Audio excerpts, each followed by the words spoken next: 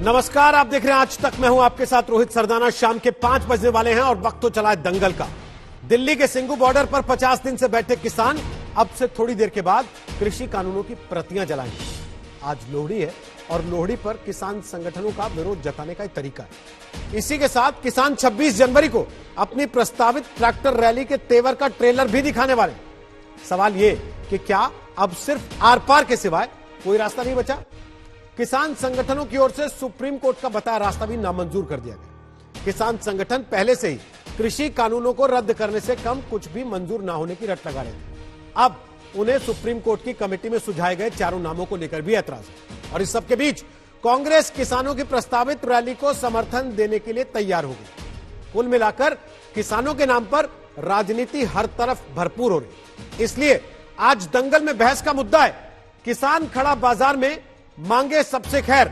दो मेहमान हमारे साथ होंगे, बीजेपी से संबित पात्रा और कांग्रेस से गौरव वल्लभ। सीधी बहस होगी। पहले रिपोर्ट देखिए, उसके बाद बहस की शुरुआत करें। कृषि कानूनों पर अब ये आंदोलनकारी किसानों के विरोध का पार्ट 2 है, क्योंकि उन्होंने एक तरह से सुप्रीम कोर्ट के बताए रास्ते को भी नामंजूर कर दिया है। 26 जनवरी को बड़े स्तर पर ट्रैक्टर से तिरंगा रैली निकालने के इरादे से पहले लोहड़ी का ये मौका ट्रेलर दिखाने का है। दिल्ली के सिंघू बॉर्डर पर 50 दिन से जमे किसान तीनों कृषि कानूनों की प्रतियां जलाने की तैयारी कर चुके हैं। क्या इस बार का लोहड़ी थोड़ा अलग होगा? पहले तो परिवार के साथ मनाते, इस बार कैसे बनेगा? अब जो है हम लोहड़ी जो है इन्हीं बॉर्डरों पर पूरे किसान परिवार के साथ मनाएंगे। पहले इंडिविजुअल मनाते थे, आज हम इकट्ठे मनाएंगे। पहले परिवार होता था, यहाँ किसान परिवार है, महिलाएं हैं, हर कोई मिल करके लगातार लोहड़ी की तैयारी चल रही है। कुछ महिलाओं से भी बात करते हैं कि आखिरकार आज की लोहड़ी कैसे अलग है और लोहड़ी से। आज की हमारी लोहड़ी किसान के साथ, किसान के बिना लोहड़ी कैसी। हार्वेस्ट फेस्टिवल है ये हमारा। पोंगल सेलिब्रेट करते हैं, ओणम करते हैं और आज हम अपने नेशनल लेवल पर सेलिब्रेट कर रहे हैं। आने वाला हमारा 26 रिपब्लिक डे जो है वो भी नेशनल फेस्टिवल है, हमारी लोहड़ी भी नेशनल फेस्टिवल हो गई। तैयारी है लोहड़ी को इस बार कुछ और भी तरीके से आप मनाएंगे, किसान बिलों को जला? बिल्कुल मनाएंगे। देखा हमने तो कभी लोहड़ी मनाई ना, पर अब क्या हमें मौका मिलेगा तो ये छोड़ने के ना, जितने भी ये बिल हैं इनकी जो कॉपी लिकाड़ के जाडा हो रहा घरना और उन्हें जला के और तापेंगे। हमारे बुजुर्ग का पता कोई दिक्कत है या बात में भी, या बात में मुकदमा बने हम पे। फतेहाबाद में किसानों ने लोहड़ी की आग में जलाई कृषि कानून की प्रतियां। दिल्ली के बॉर्डर पर कृषि कानूनों की प्रतियां शाम को जलाई जाएंगी, लेकिन पंजाब में दिन से ही लोहड़ी के नाम पर विरोध का यह तरीका देखा गया। त्योहार हमारे किसानों का त्योहार होता है, बड़ी खुशी से मनाते हैं, लेकिन इस बार हमारे इतने साथी शहीद हो गए और सरकार ने खेती किसानी को बेचने की कोशिश करी, तो इस बार इस लोहड़ी को काली लोहड़ी के रूप में हम मनाएंगे। इस बीच सुप्रीम कोर्ट की दखल से भी अब जब मामला सुलझता नहीं दिख रहा, तो कांग्रेस किसानों के मसले पर और ज्यादा आक्रामक हो गई है। किसानों की प्रस्तावित ट्रैक्टर रैली को कांग्रेस ने एक तरह से समर्थन दे दिया है। कांग्रेस सांसद राहुल गांधी ने कहा है 60 से ज्यादा अन्नदाता की शहादत से मोदी सरकार शर्मिंदा नहीं हुई, लेकिन ट्रैक्टर रैली से इन्हें शर्मिंदगी हो रही है। कांग्रेस सरकार पर सुप्रीम कोर्ट को भी गुमराह करने का आरोप लगा रही है। तो उधर बीजेपी के सांसद साक्षी महाराज ने कहा है कि यह दर्द किसानों का नहीं बल्कि सीएए और राम मंदिर जैसे मसलों का है। 60 से 65 के करीब किसान अपनी जान की आहुति दे चुके इस आंदोलन में। 73 साल में देश के इतिहास में ये पहली बार हुआ। पर मोदी सरकार अंधी और बहरी क्यों बनी बैठी है? किसान की पुकार को, उसकी पीड़ा को, उसकी तकलीफ को, उसके दुख को सुनती क्यों नहीं? मामला किसान बिल का नहीं है, मामला एनआरसी का है, सीए का है, मामला 370 का है, 35A का है, अयोध्या मंदिर का है, ट्रिपल तलाक का मामला है। तभी तो मैंने कहा निशाना कहीं है, इरादे कुछ और हैं। आज वो सुप्रीम कोर्ट की कमेटी को नकार रहे हैं। ये लोग तो संविधान को भी नकार दिया, इन्होंने देश को ही नकार दिया। इस बीच किसानों के मसले पर गेंद सुप्रीम कोर्ट के पाले में जाने के बाद सरकार जोर जोर से ये बताने में लगी है कि वो किसानों की सबसे बड़ी हितैषी है। खास बात यह है कि प्रधानमंत्री फसल बीमा योजना के भी आज 5 साल पूरे हुए हैं। और मुझे कहते हुए प्रसन्नता है कि आज प्रधानमंत्री फसल बीमा योजना ये किसानों के लिए प्रतिकूल प्राकृतिक परिस्थितियों में एक बड़ा सुरक्षा कवच है, जिसका लाभ देश भर में किसानों को मिलेगा। किसान कानूनों का ये मसला ऐसा है जिस पर सरकार पीछे न हटते हुए भी कड़ा रुख दिखाना चाहती है। फिलहाल कानून सस्पेंड है, लेकिन बीच का रास्ता कैसे निकलेगा, इस पर सभी की नजरें हैं। हिमांशु मिश्रा के साथ कुमार कुणाल, दिल्ली, आज तक। और जैसा हमने आपको बताया, आज हमारे साथ दंगल में सिर्फ 2 मेहमान हैं। संबित पात्रा बीजेपी का पक्ष रखेंगे, गौरव वल्लभ कांग्रेस का पक्ष रखेंगे। आप दोनों का स्वागत है और 1.5 मिनट का समय शुरुआत में आप दोनों को मिलेगा अपनी अपनी बात रखने के लिए। घड़ी चलती रहेगी और 1.5 मिनट पूरा होते ही बजर बजेगा, आपकी आवाज बंद हो जाएगी, दूसरे वक्ता का समय उसके बाद सवाल के साथ शुरू हो जाएगा। तो पहला सवाल संबित पात्रा मेरा आपसे है। राहुल गांधी ने ट्वीट करके बड़ा हमला सरकार पर किया है कि 60 से ज्यादा अन्नदाता की शहादत से मोदी सरकार शर्मिंदा नहीं हुई, लेकिन ट्रैक्टर रैली से आपको शर्मिंदगी हो रही है। देखिए रोहित जी, मैं इतना कहना चाहूंगा, एक भी व्यक्ति किसी भी देश के कोने में अगर उसकी जान जाती है, हम सबको दुख होता है और हम सब उसके लिए आंसू बहाते हैं। मगर इस प्रकार राजनीति करना, हत्या क्या हमने हत्या की किसी की हत्या हमने नहीं की है।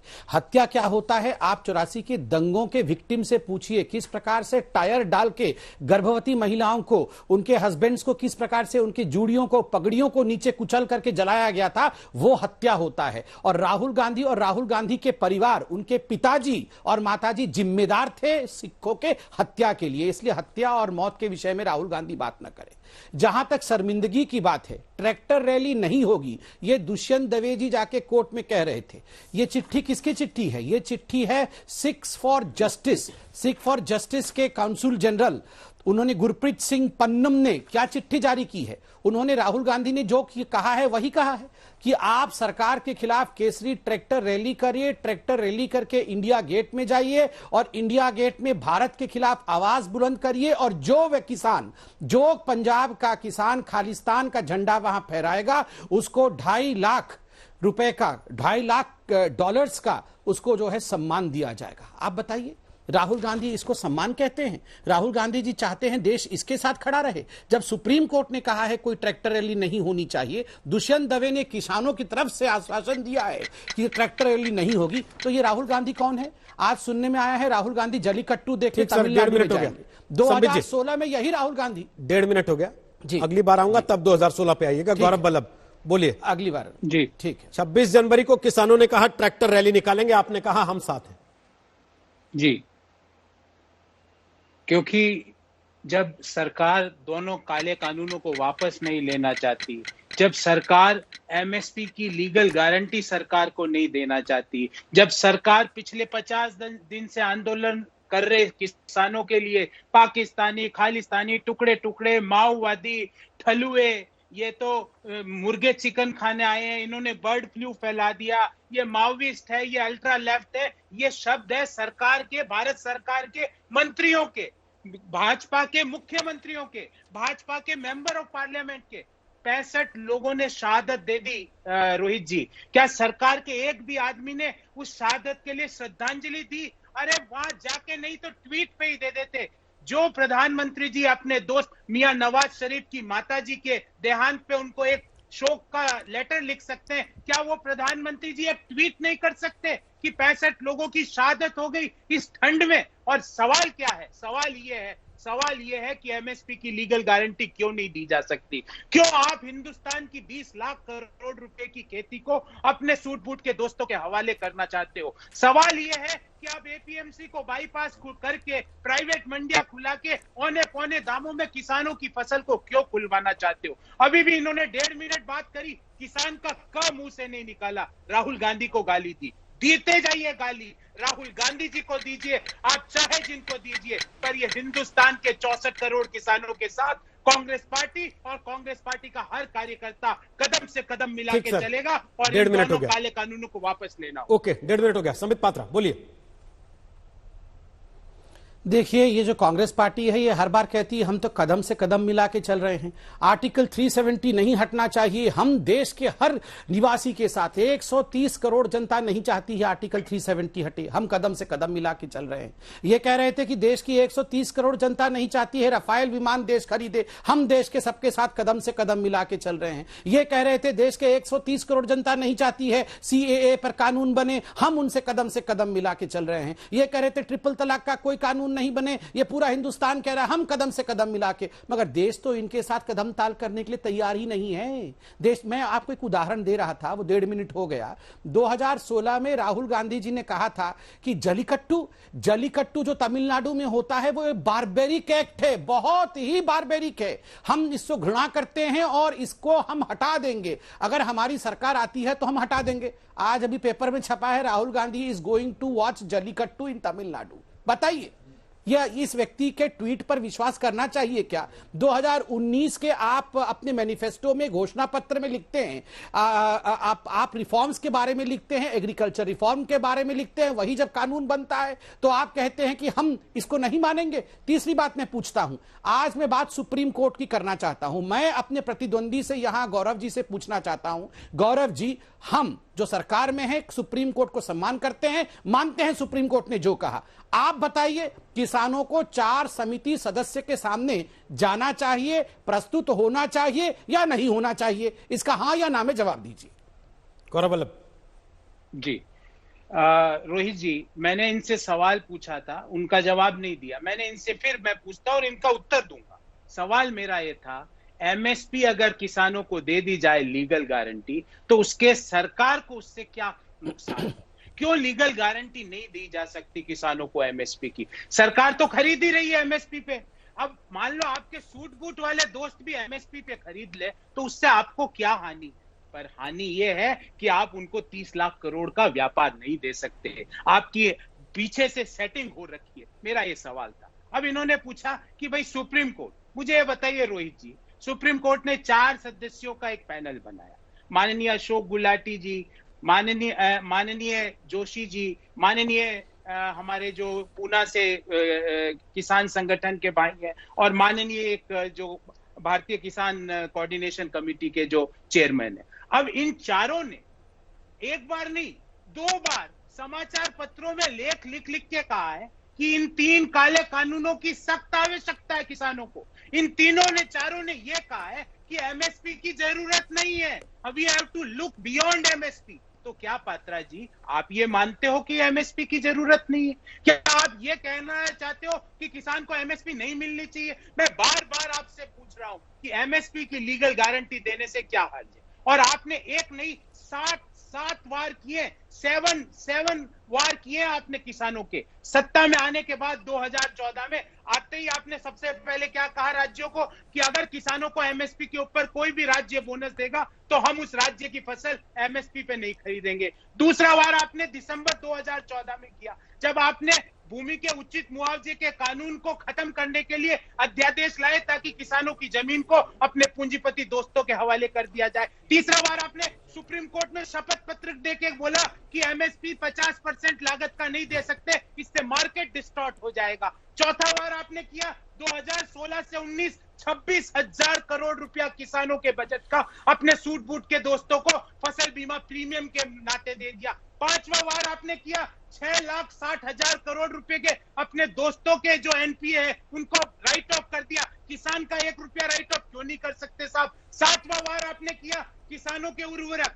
किसानों के खेती के पदार्थ, डीजल को 26 रुपए प्रति लीटर पिछले 6.5 साल में बढ़ाया। GST लगा दी किसानों के उर्वरकों पे, उनके उपकरण पे। और 7वां और अंतिम बार जो कि उनको उनके मतलब ताबूत पे कील ठोकने वाला कि इन 3 काले कानूनों से उनकी पूरी खेती, उनकी पूरा मेहनत अपने 2 दोस्तों के हवाले करने का आपने जो षड्यंत्र रचा, हिंदुस्तान का किसान ये नहीं होने देगा। और मेरे सवाल का जवाब दीजिएगा कि MSP लाने से आपको क्या फर्ज है? समित पात्रा, मैं एक एक करके जवाब देता हूं। पहले इन्होंने कहा MSP पे गारंटी दे दिया होता तो ये सारा कुछ नहीं होता।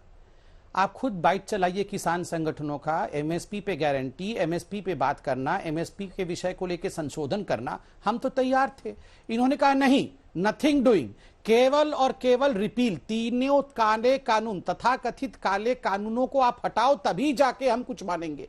कोई संशोधन से कुछ भी एमएसपी पे ऊपर आप संशोधन ले आओ, हम नहीं मानने वाले। नंबर एक बात तो ये भी मानते हैं और आप भी मानेंगे रोहित जी की खुद आज कांग्रेस के प्रवक्ता कह रहे हैं कि 70 साल तक एमएसपी की गारंटी हम नहीं दे पाए क्योंकि हम अपने सूट बूट के जो मित्र थे उनको मदद कर रहे थे। आज हम एक्सपेक्ट करते हैं कि नरेंद्र मोदी जी की सरकार एमएसपी पर गारंटी दे। 70 वर्षों तक तो इन्होंने दिया नहीं था, मगर हम फिर भी तैयार थे, मगर ये कह रहे हैं रिपील करो। नंबर एक। नंबर दो, इन्होंने कहा कि 7 बार हमने किसान पे किया था, 2014 में किया था, 15 में, 16 में, 17 में, 18 में, मगर फिर भी देश के 64 करोड़ किसानों ने नरेंद्र मोदी जी को बार बार, पहली बार भी और दूसरी बार भी अपना प्रधानमंत्री चुना, सभी राज्यों में भी अपने नेता के रूप में हमें चुना है।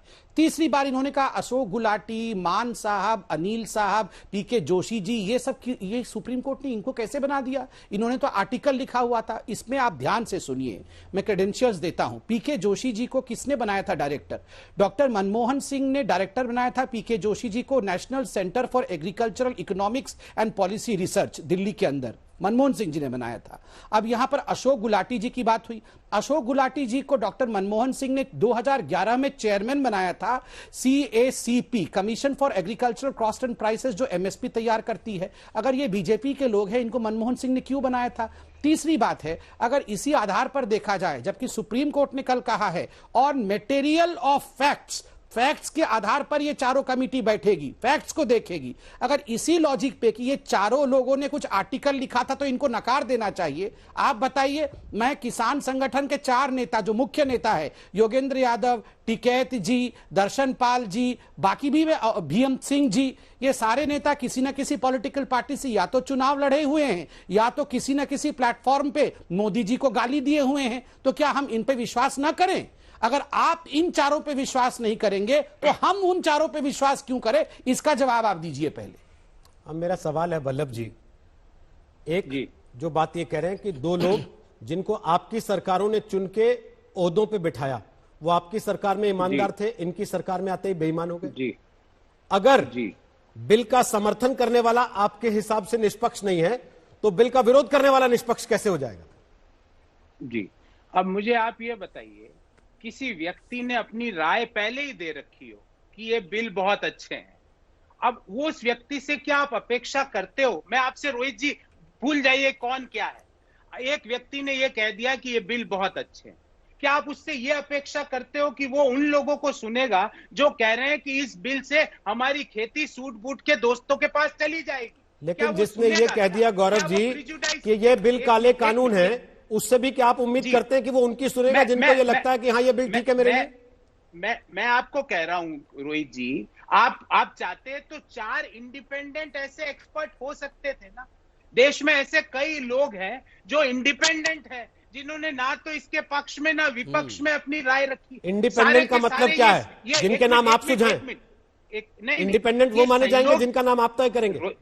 रोहित जी, ये संयोग है या प्रयोग है कि चारों के चारों एक्सपर्ट जो कि जिनको कमिटी में मेंबर है, उन्होंने चारों ने लेख लिख के मंत्री नरेंद्र तोमर जी को मेमोरेंडम देके ये बोला हुआ कि भैया ये बिल तो स्वर्णिम है, इससे तो हिंदुस्तान की खेती स्वर्ग में चली जाएगी। अरे भैया, हिंदुस्तान के किसान ये बोल रहे हैं कि उनको उनके फसल का उचित मुआवजा कैसे संरक्षित हो, एमएसपी की लीगल गारंटी मान रहे। एक सज्जन जो जोशी साहब है, वो तो कह रहे हैं एमएसपी की जरूरत ही नहीं है।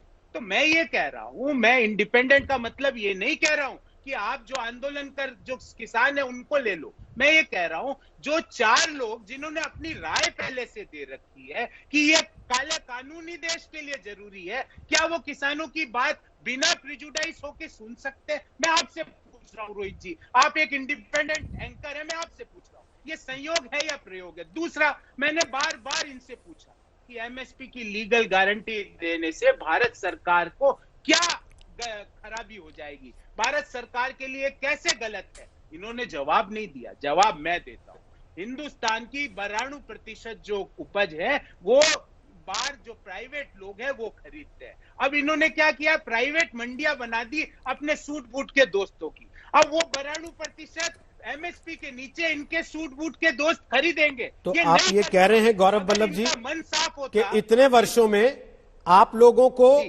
यही मॉडल अच्छा लगता था जो किसानों के लिए अच्छा नहीं था, जिसमें एमएसपी की गारंटी का कोई कानून नहीं था, आपको तब वो सूट करता था, वो अच्छा था? जी रोहित जी, आप मुझे बताइए, आप इतने वरिष्ठ पत्रकार हैं, 10 साल यूपीए की सरकार चल रही थी, जब भी आप पत्रकार थे, वरिष्ठ पत्रकार थे, कभी आपने 10 साल में किसानों को सड़कों पे बैठे देखा 50 दिन तक? सर, किसानों को लाशों को लटकते हुए देखा हमने पेड़ों पर। सर, मेरी बात, किसानों की लाशों को लटकते हुए देखा, उनके बीवी बच्चों को बिलखते हुए देखा। मुझे आपको आंकड़ा देने की जरूरत नहीं गौरव जी, उस दौरान भी आप आए दिन आते थे और सफाई देते थे कि क्यों किसान मर रहा है। नहीं, मैं आपसे पूछ, और तब आप ही यही सुधार लाए थे। संसद में आपके नेताओं ने बोला था कि ये वाले सुधार आ जाएंगे तो किसान आत्महत्या नहीं करेगा। एक एक का उत्तर दे रहा हूं। 50 दिन तक हिंदुस्तान के लाखों किसान दिल्ली के बॉर्डर पे बैठे हैं, भयंकर ठंड है। रोहित जी, आपको पता है हरियाणा में, पंजाब में, दिल्ली में पारा 1 डिग्री 2 डिग्री 3 डिग्री पे रहता है रात में। उस ठंड में, बारिश में 50 दिन से हमारे अन्नदाता बैठे हैं। क्या हम वहां जाके फटाफट बात नहीं कर सकते? 50 दिन में हर मीटिंग के बाद 25 दिन बाद नेक्स्ट मीटिंग, 7 दिन बाद नेक्स्ट मीटिंग। ज्यादा पूछते हो तो कहते हैं सुप्रीम कोर्ट चले जाओ। अरे भाई, सरकार, जनता ने, जैसा संबित जी ने कहा कि किसानों ने हमको चुना, सही कहा संबित जी, आपको चुना और आपने धोखा किया। आपने पूरा वाक्य नहीं बोला, चुना आपको और आपने उनको दिया क्या? धोखा। किसानों ने आपको चुना, तो आप उनसे जाके बात क्यों नहीं कर सकते? आप बार बार सुप्रीम कोर्ट के हवाले क्यों जाना चाहते हो? ओके, संबित पात्रा, कोर्ट के कंधे से बंदूक चलाना चाहती है सरकार? पहली बात तो है, इन्होंने कहा कि हम फटाफट बात क्यों नहीं कर लेते हैं जाके। देखिए रोहित जी, मैं सम्मान के साथ और गंभीरता के साथ कहता हूं, अगर कांग्रेस ने फटाफट भी बात नहीं करके 70 साल में बात कर ली होती तो आज ये डिस्कशन और ये डिबेट ही नहीं हो रहा होता। ये हमें फटाफट, राहुल गांधी फटाफट विदेश चले जाते हैं, आपने कभी उन्हें झटापट बात करते हुए देखा है? कभी नहीं देखा होगा। ये फटाफट बात करने की बात कहते हैं। जब भी हम बात करने की बात करते थे, एक ही मुद्दा सामने आता था, पहले कानून हटाओ फिर जाके कोई हम 1 इंच आगे बढ़ेंगे। ये आप और हमने इस पे डिबेट भी किया है। नंबर 1, अभी भी वही उनकी मांग है कि आप पहले कानून हटाओ तब जाके हम कमेटी की बात मानेंगे, वरना हम कमेटी की बात भी नहीं मानेंगे। ये तो मोदी जी ने नहीं कहा है, ये सुप्रीम कोर्ट ने। दूसरी बात, आपने कहा कि क्या सरकार सुप्रीम कोर्ट के कंधे पर रखकर बंदूक चला रही है। मैं बहुत गंभीरता के साथ ये बात कहता हूं और ये कांग्रेस पार्टी को कहता हूं, ये ईवीएम मशीन भी हमारी है, ये इलेक्शन कमीशन भी आप कहते हैं कि ये बिक गई है, ये भारतीय जनता पार्टी की है। ये सुप्रीम कोर्ट को आपने 10 बार, जब राम जन्मभूमि के विषय में सुप्रीम कोर्ट ने कहा, और आज पुनः आप सुप्रीम कोर्ट को कह रहे हैं कि हम सुप्रीम कोर्ट के कंधे का इस्तेमाल कर रहे हैं। ये सीबीआई, ईडी सब हमारी है, वर्ल्ड बैंक तक को आपने हमारा कह दिया था। G23, याद करिए, इनके 23 मंत्री थे जिन्होंने बगावत बोल दी थी, तो उनका एक बयान आया था रणदीप सुरजेवाला के कि ये सब बीजेपी की भाषा बोल रहे हैं, जिसमें मनीष तिवारी, आनंद शर्मा, गुलाम नबी आजाद, ये लोग शामिल थे। अगर ये खुद अपने ही मंत्रियों पर विश्वास नहीं करते हैं, ये अपने लोगों को बीजेपी की आवाज बताते हैं, तो ये किस पर, सुप्रीम कोर्ट पर और इलेक्शन कमीशन पर क्या विश्वास करेंगे? अंत में रोहित जी, इन्होंने कहा इन 4 लोगों ने जो कमेटी में हैं, इन्होंने पहले ही आर्टिकल लिखा हुआ है। मैं आपको 10 आर्टिकल दिखाऊंगा, 10 आर्टिकल योगेंद्र यादव का दिखाऊंगा, जिसमें योगेंद्र यादव जी ने अरुंधति राय, क्योंकि परसों अरुंधति राय उस बैठक में थी, अरुंधति राय ने मोदी जी के खिलाफ अनर्गल वार्तालाप किया है, तो हम क्यों अरुंधति राय पे और योगेंद्र यादव पे विश्वास करें? तीसरी बात, इनके लिए न्यूट्रल कमेटी का अर्थ क्या होता है पता है? न्यूट्रल कमेटी होता है जिस कमेटी में योगेंद्र यादव रहे, जिस कमेटी में कन्हैया कुमार या उमर खालिद रहे, जिस कमेटी में शैला रशीद रहे, जिस कमेटी में अरुंधति राय रहे, जिस कमेटी में प्रशांत भूषण रहे। अगर ये लोग रहे तो वाह, बल्ले बल्ले है। इनको बस यही कमेटी चाहिए, गुलाटी जी की, मान साहब की, अनिल जी की, जोशी जी की, जिनको आपकी सरकार खुद, हमारे सरकार के समय वो एक्सपर्ट नहीं, आपके सरकार के समय वो चेयरमैन, डायरेक्टर इत्यादि थे, वो आपको आज बिके हुए और गए गुजरे लोग दिखते हैं, मगर ये कन्हैया कुमार और शैला रशीद ही आपको कमेटी के अच्छे सदस्य नजर आते हैं। माफ करिएगा, देश ये नहीं मानती है। लेकिन किसने कहा आपको कि शैला रशीद या कन्हैया कुमार को कमेटी में ले आइए? किसने कहा कि योगेंद्र यादव को कमेटी में ले आइए? अरे ये और तो ये किसको चाहते हैं बताए तो सही। ये यही चाहते हैं आप। अभी शैला रशीद और खालिद उमर खालिद को ले आइए, इनके चाहने से कमेटी नहीं बनेगी ना सर, नाचते हुए देखेंगे। सरकार आपकी है, अदालत को सुझाव आप दे सकते हैं, इनके चाहने से थोड़ी ना कमेटी बनेगी। ना इनके चाहने से होता तो कानून हट गया होता। कमेटी बनेगी रोहित जी, नहीं रोहित जी, ना आप बिल्कुल ठीक कह रहे हैं, ना इनके चाहने से कमेटी बनेगी ना हमारे चाहने से कमेटी बनेगी। कमेटी बनी है देश के सर्वोच्च न्यायालय के चाहने से, उनके विवेक के आधार पर। आप सवाल भारतीय जनता पार्टी पर उठाइए, लोकतांत्रिक देश है, आपका अधिकार है, बिल्कुल उठाइए। आप देश के सर्वोच्च न्यायालय तक को छोड़ते नहीं है। आप ही के चैनल पे कल राजदीप सरदेसाई के डिबेट में जिस प्रकार से सुप्रीम कोर्ट के चीफ जस्टिस ऑफ इंडिया के ऊपर सवालिया निशान खड़ा किया गया, मैं आपको बताता हूं क्या हुआ। दुष्यंत दवे जी मौजूद थे आपके डिबेट में। Dushyant Dave G tractor rally की बात कर रहे थे कि हाँ ट्रैक्टर रैली निकलनी चाहिए। मैंने कहा दुष्यंत साहब आपने तो कोर्ट में कहा था कि ट्रैक्टर रैली नहीं निकलेगी। तो दुष्यंत दवे जी कहते हैं chief justice is a liar, झूठे हैं चीफ जस्टिस ऑफ इंडिया, उन्होंने मेरे साथ झूठ बताया, मैंने ऐसा कुछ नहीं बोला था। मगर इसको उन्होंने ऑर्डर में छाप दिया। आप देखिए पैराग्राफ नंबर 7 में छपा हुआ है ऑर्डर में कि दुष्यंत दवे जी ने मना किया। कल राकेश टिकैत यहाँ थे, ये हंसने की बात नहीं है। 5 बजे के कार्यक्रम में ये सिंगू बॉर्डर की तस्वीरें भी दिखा रहे हैं जहां कृषि कानून की कॉपियां जलाई जा रही हैं। किसान संगठनों ने कल ही ऐलान किया था कि लोहड़ी मनेगी तो इस बार कृषि कानूनों की कॉपी जलाकर लोहड़ी मनेगी, और उसकी तस्वीरें हम आपको लाइव दिखा रहे हैं। लेकिन कल राकेश टिकैत यहाँ थे, संबित पात्रा, और उनसे हमने सवाल पूछा कि 26 जनवरी को ट्रैक्टर रैली निकालने की जिद पर क्यों अड़े। तो उनका जवाब था कि गणतंत्र दिवस तो हमारा भी है, तिरंगा लहराने की छूट तो हमें भी है, तो हम क्यों नहीं तिरंगा लहरा सकते 26 जनवरी को? सरकार को उससे डर क्यों लग रहा? किसी को डर नहीं लग रहा है, और बिल्कुल सही बात है, तिरंगा लहराने का अधिकार सबको है, मगर देश के अनुशासन को, देश के कानून को, देश के नियमों को तोड़ने का अधिकार ये मुझे भी नहीं है, आपको भी नहीं है, और प्रधानमंत्री जी को भी नहीं है। कोई देश के संविधान से ऊपर नहीं है। गणतंत्र दिवस देश के गणतंत्र के लिए है। उसका अर्थ ये नहीं है कि जो श्रृंखला देश में 70 वर्ष से 72 वर्ष से चलती आ रही है, हम उसको तोड़ करके सिख फॉर जस्टिस ने जो चिट्ठी लिखी है हम खालिस्तान का झंडा फहरा दे। मैं ये किसानों के लिए नहीं कह रहा हूं, मगर कुछ लोग तो उकसा रहे हैं ना, ये विषय सुप्रीम कोर्ट में उठा ना, और आज ये चिट्ठी सिख फॉर जस्टिस ने जारी की है ना, जिसका समर्थन राहुल गांधी कर रहे हैं। राहुल गांधी जी, अगर खालिस्तान के लोग यहां झंडा फहराएंगे, जो गलती इंदिरा गांधी ने किया था ठीक वही गलती राहुल गांधी करना चाहते थे। इंदिरा गांधी ने भिंडरवाले को बड़ा किया, इंदिरा गांधी ने अपने राजनीतिक बेनिफिट के लिए, आप याद करिए किस प्रकार से खालिस्तान के मूवमेंट को जन्म दिया, और बाद में स्वर्ण मंदिर के अंदर, हरमंदिर साहिब के अंदर टैंक चढ़ाने का महापाप किया था। महापाप इंदिरा गांधी ने किया था, वही महापाप आज राहुल गांधी करने की चेष्टा कर रहे हैं। मगर राहुल गांधी ना तो हिंदुस्तान आपको क्षमा करेगा और ना कॉन्स्टिट्यूशन आपको क्षमा करेगा। सीधी बहस, संबित पात्रा बीजेपी से, गौरव बल्लभ कांग्रेस से हमारे साथ हैं। 26 जनवरी को किसान संगठन अड़े हैं कि वो अपनी ट्रैक्टर रैली निकालेंगे, और कांग्रेस पार्टी ने उनके 26 जनवरी के इस कार्यक्रम का समर्थन किया है। संबित पात्रा ये आरोप लगा रहे हैं कि खालिस्तानी संगठन जो चाहते हैं कांग्रेस पार्टी भी वही चाहती है। गौरव बल्लभ, जवाब आपका। मुझे ये लगता है कि संबित पात्रा जी हमारे देश के गृह मंत्री को रोज टीवी पर आके इतना गलत क्यों बोलते हैं। अगर इनके पास जो जानकारी है कि भाई वहां पे ये हो रहा है, वहां पे ये हो रहा है, तो देश के गृह मंत्री जी के पास भी होगा। वो कोई कार्रवाई क्यों नहीं कर रहे? जो संबित पात्रा जी के पास जानकारी है वो देश के गृह मंत्री के पास नहीं है। तो इसका मतलब ये रोज टीवी पे आके कह रहे हैं कि गृह मंत्री कुछ नहीं कर रहे, वो सिर्फ बंगाल के चुनावी दौरे कर रहे हैं, ये बोलना चाहते हैं। दूसरी बात जो मैं रोहित जी आपको कहना चाहता हूं, मैंने इनको कहा फटाफट मीटिंग क्यों नहीं करी। अरे भाई साहब, मुझे पता है, मैं आपको बता देता हूं फटाफट क्यों नहीं करी। क्योंकि आप सोच रहे थे कि किसानों को थका देंगे और भगा देंगे, पर ध्यान रखो ये ना किसान थकने वाले हैं, ना किसान झुकने वाले हैं, और ना किसान रुकने वाले हैं। ये 3 काले कानून तो वापस लेने पड़ेंगे। और एमएसपी की लीगल गारंटी की मैंने 5वीं बार इस शो में सवाल पूछा, जवाब नहीं दिया। इन्हीं के भूतपूर्व राष्ट्रीय अध्यक्ष नितिन गडकरी जी का बयान पढ़ के सुनाता हूं। The root cause of the problem is higher MSP.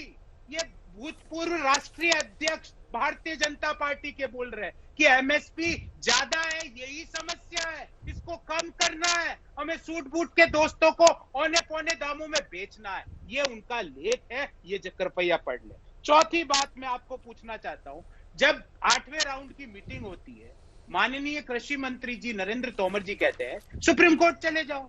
अरे भाई, वोट तो आपको दिया था, सरकार चलाने का 5 साल का लाइसेंस देश ने आपको दिया था। आप इतने अयोग्य हो, अगर आप इतने अयोग्य हो तो गद्दी छोड़ो, सुप्रीम कोर्ट तो चले जाएंगे, पर उससे पहले आप गद्दी छोड़ो और अपने घर चले जाओ जब जाएंगे सुप्रीम कोर्ट, क्योंकि लाइसेंस आपको, आपने एक्ट बनाने का काम आपका, आपको जनता ने चुना, सुप्रीम कोर्ट क्यों चले जाओ? ये ऑर्डिनेंस आपने बनाया आधी रात में, आधी जब कोरोना के कार्यकाल में सब सेक्टर गिर रहे थे, हमारे देश के किसान उस दिन भी मेहनत करके 3.4% का एग्रीकल्चर ग्रोथ पॉजिटिव दे रहे थे, जब जीडीपी -23.9% से गिर रही थी। और मैं बार बार इनसे पूछ रहा हूं, एमएसपी की लीगल गारंटी में क्या प्रॉब्लम है? कभी चले जाते हैं खालिस्तान पे, कभी चले जाते हैं इंदिरा गांधी पे, कभी चले जाते हैं राहुल गांधी पे, कभी चले जाते हैं कश्मीर पे, 370 पे। प्रभु, एमएसपी की लीगल गारंटी देने में क्या प्रॉब्लम है? इसका उत्तर देके जाइएगा, नहीं तो मुझे समझ में आ जाएगा। चलिए, प्रभु उत्तर देंगे, प्रभु सारा उत्तर देंगे, वो समझ में आ जाएगा। ये जवाब नहीं दे रहे, पर आप भी तो नहीं दे रहे कि खालिस्तानी और कांग्रेस एक साथ है क्या? नहीं, मैं दे देता हूँ। खालिस्तानी और कांग्रेस एक साथ है क्या? संबित जी, जो इन्होंने आरोप लगाया आपके ऊपर, आप दे दीजिए जवाब, फिर इनसे लेता हूँ। संबित जी 30 सेकंड। देखिए रोहित जी, आप इनसे कोई भी सवाल पूछो, अगर आप स्टूडेंट्स इनसे कोई सवाल पूछते हैं तो बोल देते हैं टुकड़े टुकड़े हैं, कोई एक्टिविस्ट पूछ लेते हैं तो ये बोलते थे कि माओविस्ट है, कोई महिलाएं पूछती है तो कह देते पाकिस्तानी है, कोई सवाल पूछे, कोई भी देश में इनसे सवाल पूछे उसका नामकरण कर देते हैं। ज्यादा सवाल पूछते हैं तो कोर्ट चले जाओ।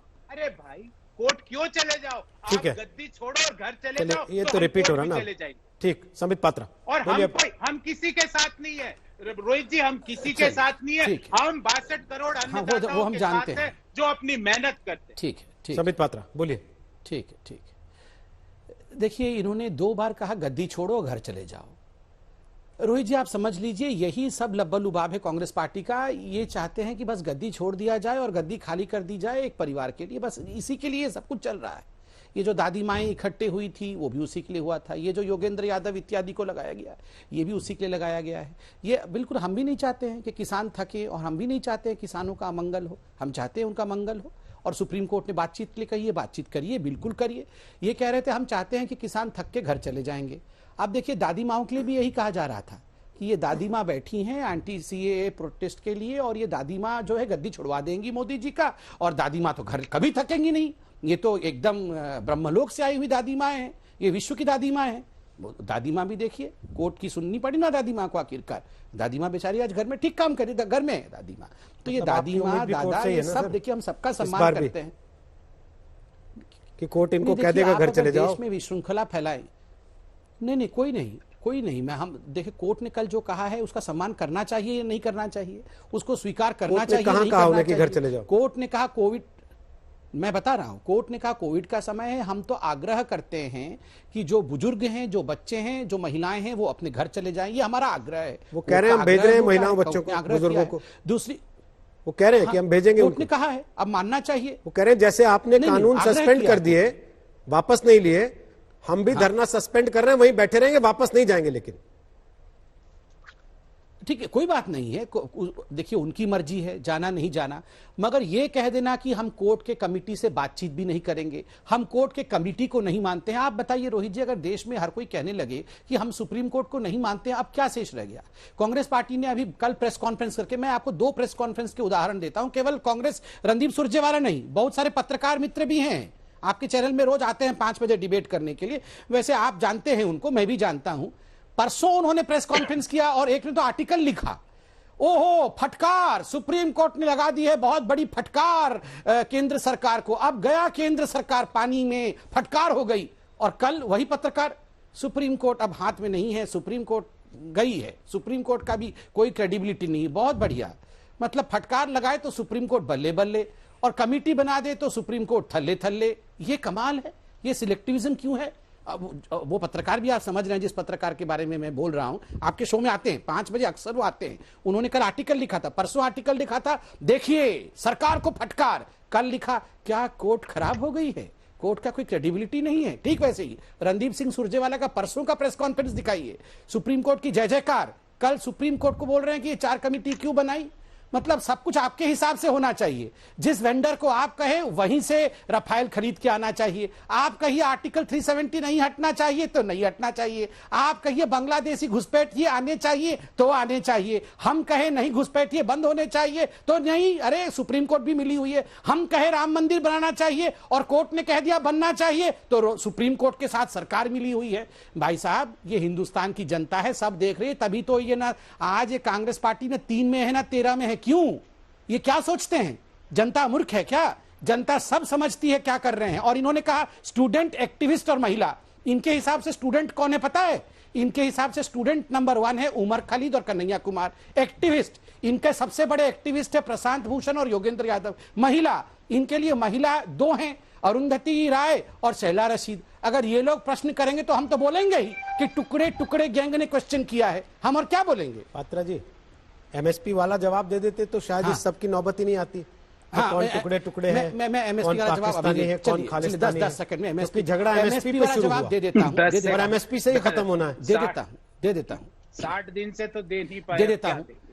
दो भागों में एमएसपी वाला जवाब 20 सेकंड में देता हूं। पहला भाग, एमएसपी के ऊपर सरकार ने कहा हम सुनवाई करेंगे और संशोधन करके एमएसपी में जो भी उचित कदम उठाना है हम उठाएंगे। गारंटी वाला कदम भी हम उठाएंगे। सरकार ने कहा संशोधन करेंगे। इन्होंने कहा हमें संशोधन नहीं चाहिए, आप पहले रिपील करिए, बैठ के बात करिए, फिर नया कानून बनाइए। नंबर 1। नंबर 2, चलिए सरकार की बात पे आपको भरोसा नहीं है कि हम संशोधन कर देंगे। अब सुप्रीम कोर्ट ने कमेटी बना दी है, आपको एमएसपी पे गारंटी चाहिए। बिल्कुल ठीक बात है, आपने एक उचित विषय रखा है, आप उस कमेटी के सामने जाके रखिए। सुप्रीम कोर्ट अगर इस कमेटी में मेरिट पाता है, इस मांग में मेरिट पाता है, सुप्रीम कोर्ट जजमेंट दे देगा। आप बोल रहे ना तो हम सरकार की सुनेंगे, ना हम सरकार के बात पे विश्वास करेंगे जब सरकार ने संशोधन की बात की, और ना ही हम सुप्रीम कोर्ट के सामने प्रस्तुत होंगे, और ना ही हम सुप्रीम कोर्ट के कमेटी की बात मानेंगे। फिर तो एक ही रास्ता रह गया है। वो मिलान में है, उनको बोलिए मिलान से यूनाइटेड नेशन चले जाएं, बगल में ही है, ज्यादा डिस्टेंस नहीं है, संयुक्त राष्ट्र में जाके बोले वहां से। गौरव जी, संसद को मानना नहीं कि कानून संसद से पास हुआ है, जबकि सुप्रीम कोर्ट को मानना नहीं क्योंकि कमेटी हमारी पसंद की नहीं है, कमेटी में ये नहीं वो लोग होने चाहिए थे, तो फिर सारे कानून सड़क पे ही बने आगे। आप ये बताइए रोहित जी, ये 5 जून को जब ये कानून ऑर्डिनेंस के रूप में आया, जब कौन सी आवश्यकता पड़ी थी? किसके कहने से बना? कौन से किसान ने इसका प्रतिवेदन किया? आरटीआई में आज खुलासा हुआ है रोहित जी कि इनके पास जब पूछा गया कि किसके कहने से, किसके रिफॉर्म के लिए क्या कमेटी बनी, तो बोले हमारे पास इस तरह की कोई जानकारी नहीं। बोल रहे हम तो किसान का मंगल चाहते हैं।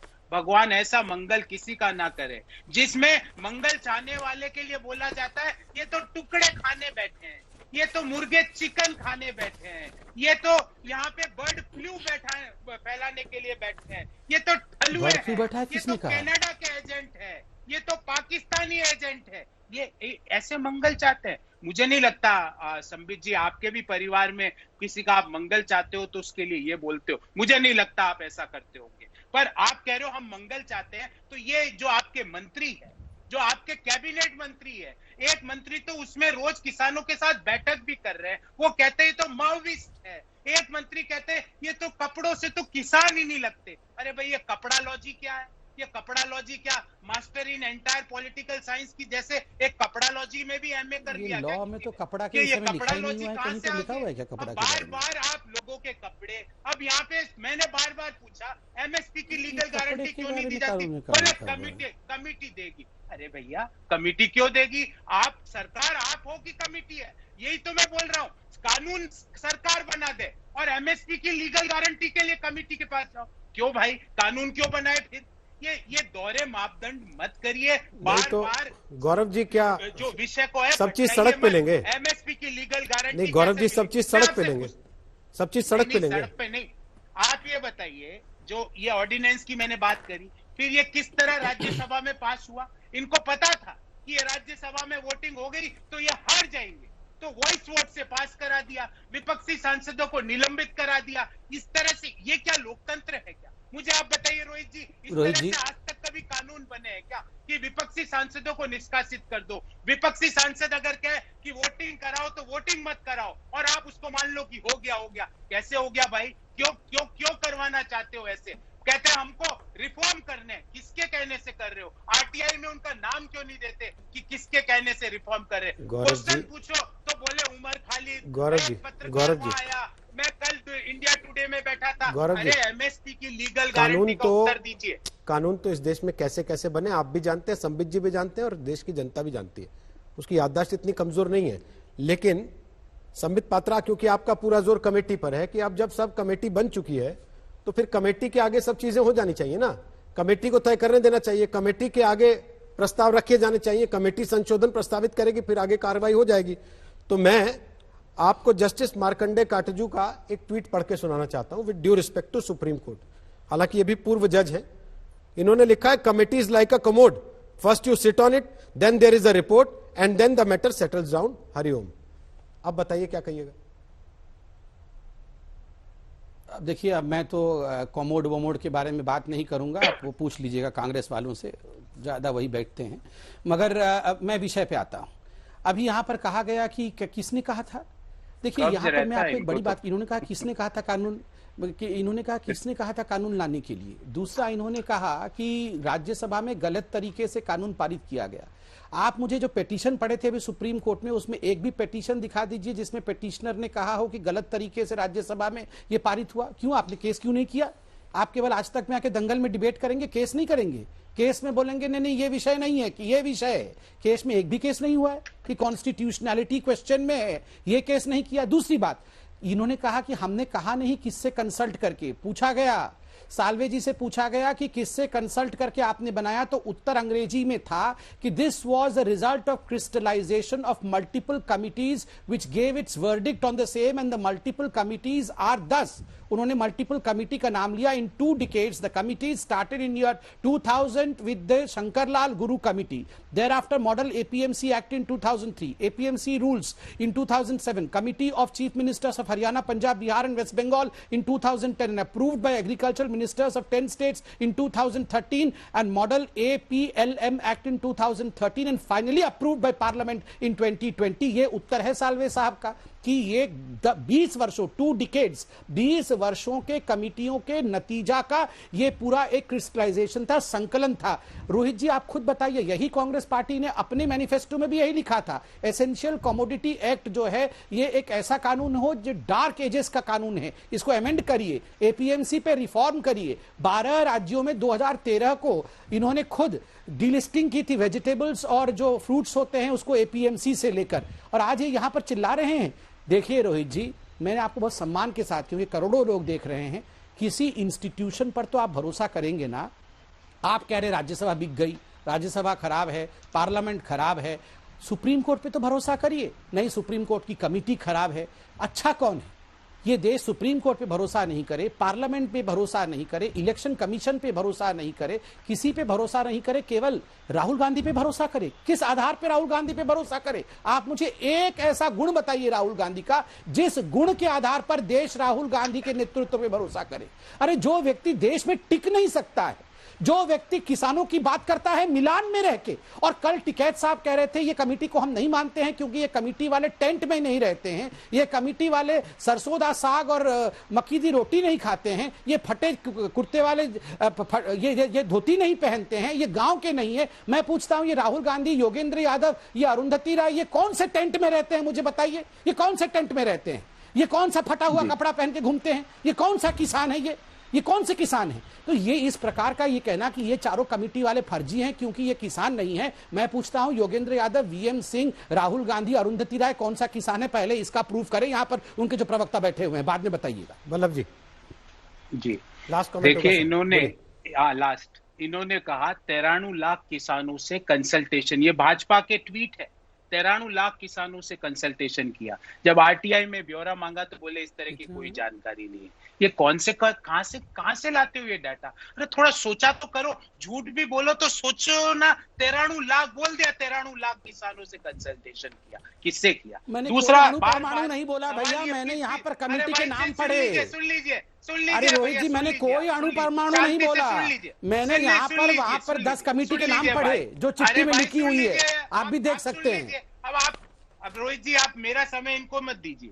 दूसरा, मैंने इनसे पूछा कि भाई एमएसपी की लीगल गारंटी क्यों नहीं देते? क्या कृषि मंत्री ने कभी बोला कि एमएसपी की लीगल गारंटी हम देना चाहते हैं? क्या प्रधानमंत्री जी ने कभी बोला कि एमएसपी की लीगल गारंटी हम देना चाहते हैं? क्या रेल मंत्री जिन्होंने रेलों को तो अपनी पटरी से उतार दिया, आजकल ये किसानों से बात कर रहे हैं, कभी बोला? और बार बार बोलते कौन कहां गया। संबित जी, कौन कहां गया उससे ज्यादा महत्वपूर्ण यह है कि 65 शहादत के बाद कौन कहां नहीं गया। तो अच्छा और वो गया, भारत के हमें क्या बाद मतलब है प्रमुख उससे? है। और वो क्यों नहीं गए वहां 65 शहादतों के बाद? शर्म नहीं आई आपको ये बोलते हुए? ठीक है। वो वहां गया, वो टेंट में रहता है, वो नहीं। अरे किसान मांग रहे हैं अपनी फसल की जायज मांग, अपने फसल के जायज दाम। ये कह रहे हैं वो वहां गया है, वो वहां नहीं गया है। ये मेरे आपके शो में मैंने ऐसा चलिए, कहा था। समय अरे समाप्त भैया, हो गया। उसके लिए एक शो और कर लेंगे। किसानों को 2 काले कानून वापस लीजिए और किसानों को उनकी फसल की एमएसपी की लीगल गारंटी दीजिए। चलिए, समय समाप्त हो गया। अब मामला अदालत में है। इस बात को लेकर भी आएगा मामला कि 26 जनवरी को किसानों को एक समानांतर अपनी परेड निकालनी चाहिए या नहीं निकालनी चाहिए, उससे कानून व्यवस्था पर कितना असर पड़ेगा, और साथ ही ये भी कि बाहरी ताकतों का हाथ कितना है, राजनीतिक पार्टियों का हाथ कितना है किसान आंदोलन पर जो आरोप लगाए गए। क्या किसान के नाम पर गणतंत्र दिवस पर टकराव जायज है? आपके जो जवाब हमें मिले, 28% लोग कह रहे हैं हाँ, 72% लोगों को लगता है कि नहीं, टकराव जायज नहीं।